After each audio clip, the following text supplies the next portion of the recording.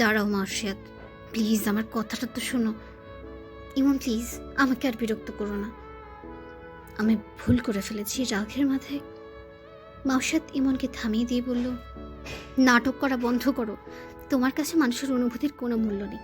সায়ন্তনী তোমাকে ভালোবাসে, তারপরও তুমি ওর সাথে অভিনয় করেছো। আমি শুরুতেই তোমাকে বারণ করেছিলাম, আর আজকে তুমি কি করলে? ইমন হাত জোর করে মার্শিয়াতকে বলল, সরি সরি, আর এমন হবে না, প্লিজ আমার সাথে এমন করো না। আমি তোমাকে ভালোবাসি, শান্তনীকে না। মার্শিয়াত তার ছেলে সুরে বলল, আমিও তোমাকে ভালোবাসতাম, কিন্তু এই ইমনকে নয়, আগের ইমনকে, যে মানুষকে সম্মান করতো, যে অভিমানী ছিল ঠিক, কিন্তু জেদি ছিল না। তুমি আমাকে পরিবর্তন করে এখন নিজেকেই পরিবর্তন করে ফেলেছো। আই এম সরি ইমন, এখন আমাদের পথ ভিন্ন হয়ে গেছে। ইমন মার্শিয়াতের হাত ধরে বলল, তুমি আমাকে অনেক কষ্ট দিয়েছিলে, স্কুলের সবার সামনে আমাকে অপমান করতে। আমি তো সব সহ্য করেছি, শুধু এই আশায় যে তুমি একদিন সব ভুলে আমাকে ভালোবাসবে। আমার ছোট বয়সের আবেগটা এখন নিয়ন্ত্রণ হারিয়ে ফেলেছে। এই কারণে আমি বুঝতে পারছিলাম না তোমাকে কিভাবে ফিরিয়ে আনবো। আমি ভেবেছি আমাকে সায়ন্তনীর সাথে দেখলে তুমি রিয়েলাইজ করবে যে তুমি আমাকে ভালোবাসো। মাউসাদ ইমন থেকে নিজের হাত ছাড়িয়ে নিয়ে বলল, প্রতিদিন আর এই তামাশাগুলো সহ্য করতে পারছি না। আমি মানসিকভাবে অশান্তিতে আছি। ইভান আর তোমার মধ্যে ঝামেলাটা শুধু আমার কারণে হয়েছে, তাই একটা কথাই বলবো, ইভান তোমাকে অনেক ভালোবাসে। নিজের ভাইকে তুমি এতদিন অবহেলা করেছো, কিন্তু ও রাত দিন তোমার কথা ভেবেছে। তোমরা তো সব হারিয়ে ফেলেছ, এখন তুমিও কি ভাইকে হারাতে চাচ্ছ? মানুষ নিজের জীবনটাই ভাইয়ের জন্য ত্যাগ করে দেয়, আর তুমি ভালোবাসা ত্যাগ করতে পারলে না। অন্তত সেই মানসিকতা নিয়ে যদি থাকতে, তাহলে আমি সত্যি তোমার কাছে ফিরে আসতাম।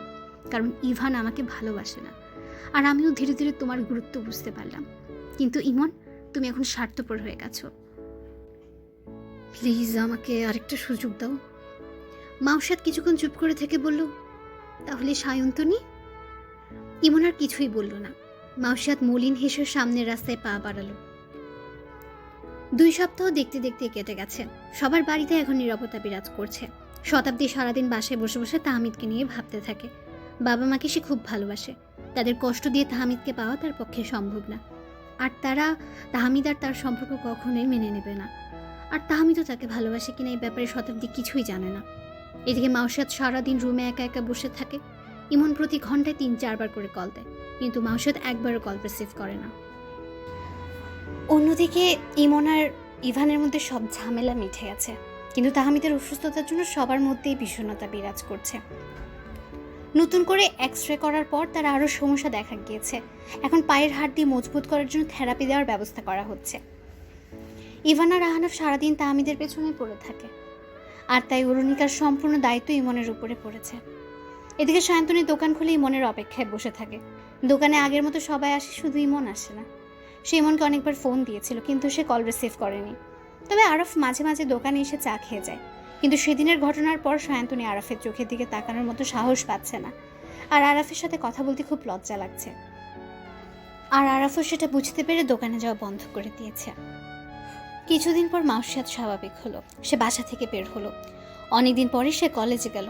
মনে মনে আশা করেছিল যাতে তাকে আর ইভান বা ইমন কারো মুখোমুখি হতে না হয়। সামনে তার অনার্স 2য় বর্ষের ফাইনাল পরীক্ষা। ঘরে বসে থাকলে পরীক্ষায় ভালো করতে পারবে না, তার উপর অনেকগুলো ল্যাব করা বাকি। মাউসাদ ক্লাসে ঢুকতে ইভানের মুখোমুখি হলো, কিন্তু সে ইভানের সাথে কোনো কথা না বলে ক্লাসে ঢুকে পড়লো। এদিকে ইভান ক্লাস থেকে বের হয়েই ইমনকে ফোন করে মাউসাদের কথা জানালো। ইমনও দেরি না করে ইভানদের কলেজে পৌঁছে গেল। ক্লাস শেষে মাউসাদ কলেজ থেকে বের হওয়ার সময় ইমন তার সামনে এসে দাঁড়ালো। ইমনকে দেখেই মাউসাদ চমকে উঠল। ইমন তার সামনে হাঁটু গেড়ে বসে বলল, আমাকে কি আরেকটা সুযোগ দেওয়া যায় না? একেবারেই শেষ সুযোগ। আই প্রমিস আমি আর এমন ভুল করব না। আমি তোমাকে ভালোবাসি মাউসাদ। আমি যা করেছি সেটা আমার ভুল ছিল না, অপরাধ ছিল। প্লিজ আমাকে শেষ সুযোগ দাও। আমি আর কোনো মেয়ের দিকে তাকাবো না, কারোর সাথে কথা বলবো না। ইভান ইমনের কথা শুনে অবাক হয়ে গেল। মনে মনে বলল, বাহ, কোনো মেয়ের দিকেই তাকাবে না, দেখা যাক। ইমন পাশে ইভানকে দেখে ভ্রু কুঁচকাল। ইভান হাতের ইশারায় ইমনের কথাগুলো শুনে শব্দহীন তালি দিতে লাগলো।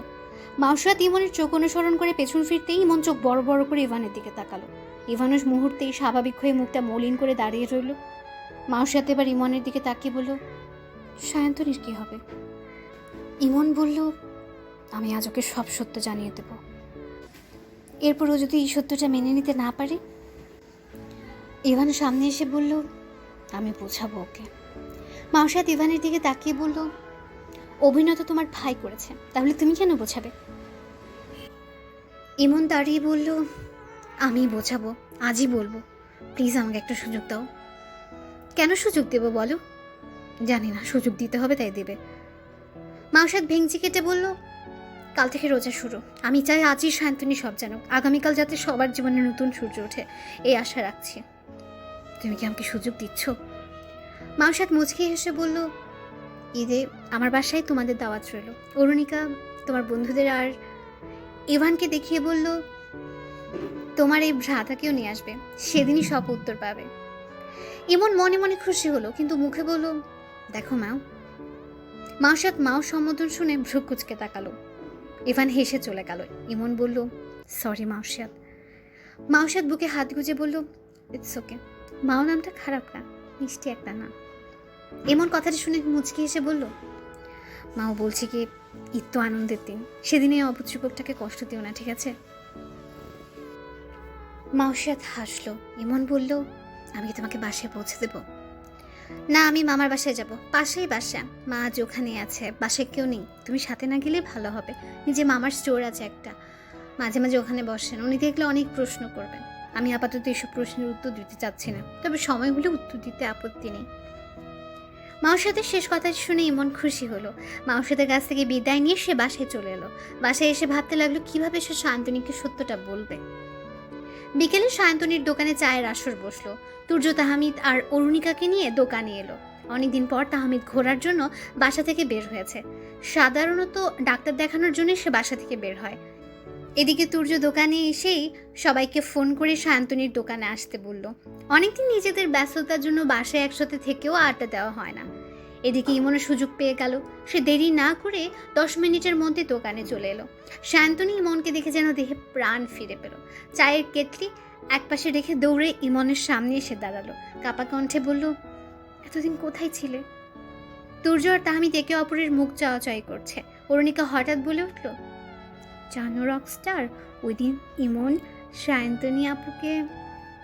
এতটুকু বলে অরুণিকা মুখে হাত দিয়ে হাসলো। ইমন রাগী দৃষ্টিতে অরুণিকার দিকে তাকালো। তুর্য অরুণিকাকে ইশারায় চুপ থাকতে বলল। তবে তুর্য আর তাহমিদ বাকিদের কাছে এসব শুনেছিল। তখনই দোকানে আহনাফ আর ইভান চলে এলো। তাদের দেখে ইমন আর কিছু বলল না। সে বেঞ্চের উপর গিয়ে বসলো। সায়ন্তনীও কিছু না বলে দোকানে ঢুকে চায়ের কাপ সাজাতে লাগলো। সবাই চুপচাপ বসে একে অপরের মুখ চাওয়াচাই করছে। অরুণিকাও সবার মুখের দিকে তাকিয়ে রইল। এবার বিড়বিড় করে বলল, সবাই এমন স্ট্যাচু হয়ে গেছে কেন? সে এবার ইমনের 2 হাঁটুতে হাত রেখে ঝাঁকুনি দিয়ে বলল, অরুণিকার এমন কাণ্ডে ইমন ভ্যাবাচেকা খেয়ে গেল। অরুণিকা বুকে হাত গুজে বলল, তোমরা সবাই স্ট্যাচু হয়ে গেল কেন? তোমাদের মাথে কি বিজলি পড়েছে? ইমন বলল, বিজলি?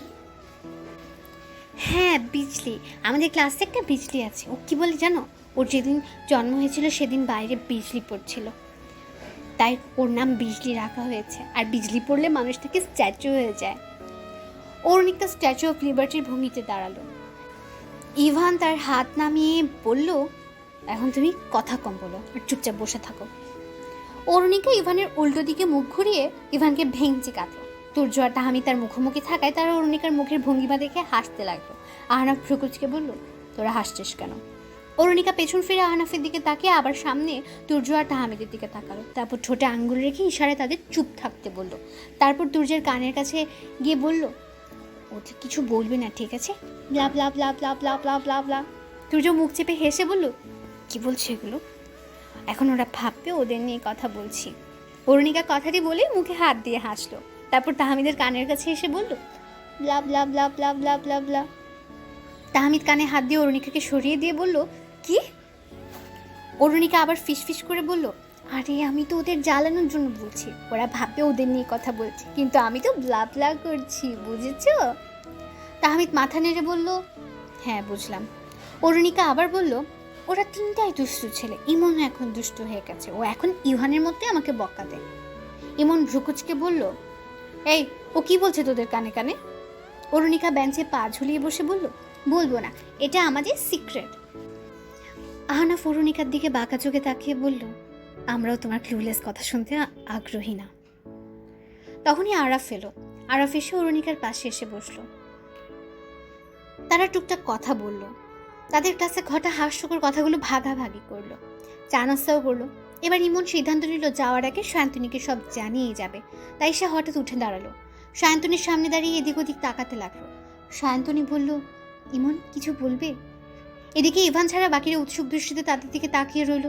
ইমন বলল, আই এম সরি সায়ন্তনী, আমি তোমাকে ভালোবাসি না। ইমনের মুখে এমন কথা শুনে সায়ন্তনীর বুকটা খালি হয়ে গেল।